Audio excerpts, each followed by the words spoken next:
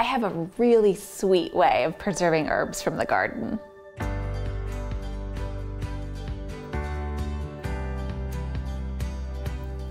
You're probably aware of the more traditional ways of preserving herbs: freezing, drying, heating. I'm going to show you a more glamorous way to preserve them in the form of sage sugar. All you need is sage and sugar.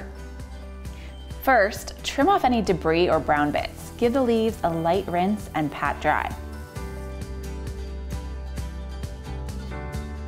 Next, place a layer of sage at the bottom of a 1-cup jar. After that, evenly pour a 1/4-inch layer of sugar over the sage.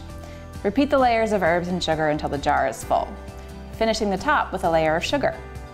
Finally, seal the jar and store in a cool, dark place for 2 weeks before using, so that the sugar can fully absorb the flavor of the herbs.